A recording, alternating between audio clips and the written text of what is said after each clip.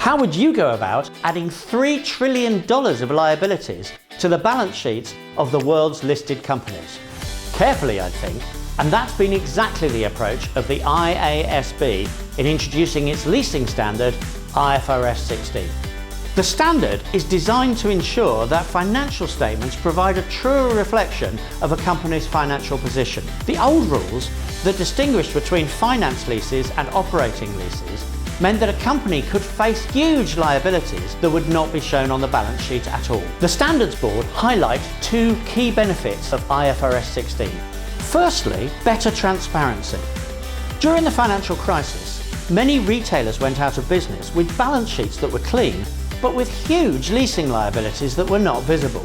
The UK retailer Debenhams had to deny insolvency plans while closing a significant number of stores.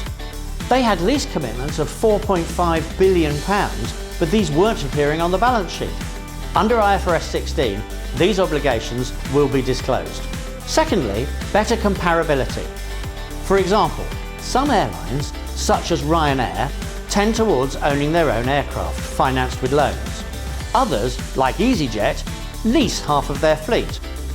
Both have similar financing obligations, but Ryanair has massive visible debts, while EasyJet has a much cleaner balance sheet.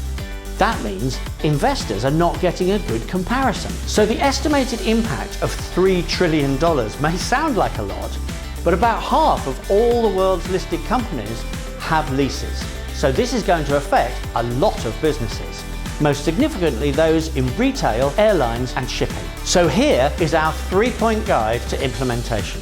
1. Make a list. Create an inventory of all leases. 2. Review your accounting policy. Identify all the changes you need to make. 3. Refine your systems. The new standard has some pretty complex requirements, so your systems need to be up to the job. Good luck! And remember, keep communicating with your stakeholders.